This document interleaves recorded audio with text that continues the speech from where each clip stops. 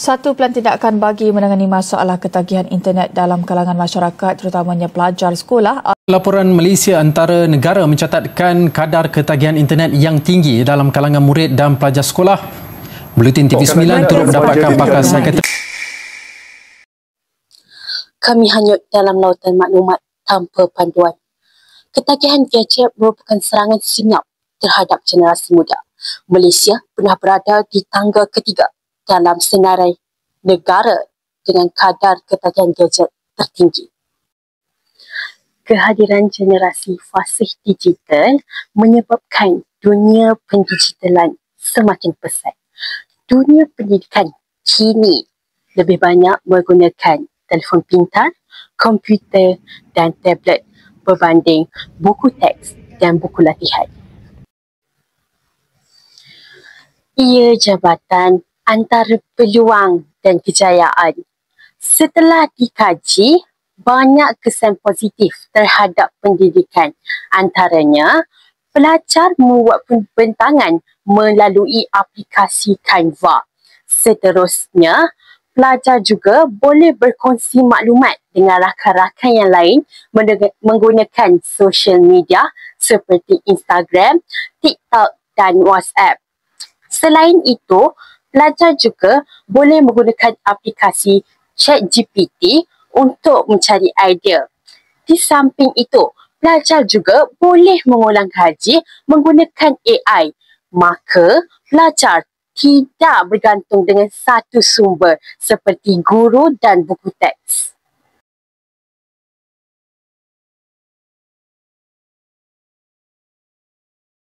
Di peringkat Pejabat Pendidikan Daerah Perak Tengah telah melaksanakan task force untuk memastikan sekolah-sekolah mempunyai jaluran atau rangkaian internet yang baik agar pendidikan digital ini dapat dilaksanakan di sekolah dan anak-anak kita dapat menerima akses yang baik selaras dengan matlamat dasar pendidikan digital negara.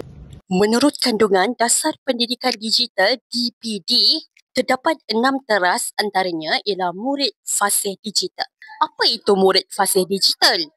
Murid fasih digital ialah murid yang berupaya menggunakan teknologi digital secara bersepadu, kreatif, inovatif, bertanggungjawab dan beretika.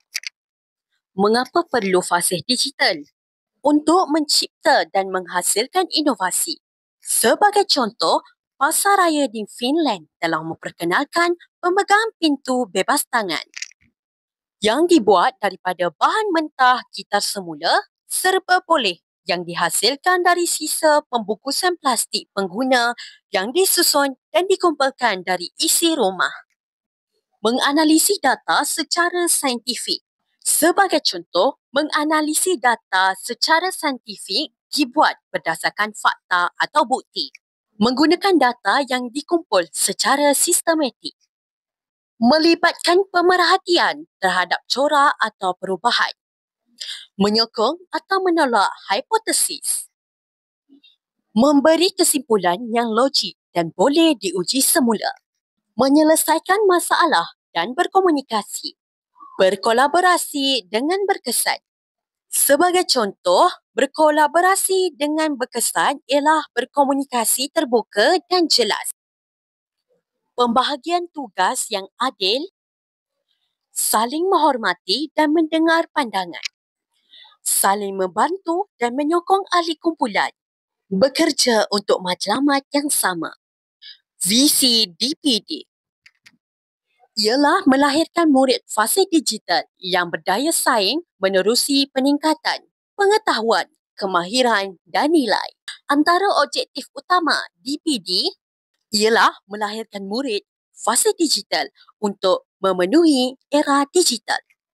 Kerana inilah masanya yang terbaik. Ketika ini dalam keadaan kita memang sudah pun maknanya sebelum ini semasa pandemik kita sudah pun melaksanakan tetapi tidak ada dasar. Jadi untuk mengukuhkan lagi ya apabila kita bercakap tentang teras-teras tadi dia mesti ada dasar. Jadi bila dasar ini kita dapat perkukuhkan dan kita luncurkan maka ekosistem ini akan lebih kuat berdasarkan apa yang kita telah angkat sebagai dasar utama ini.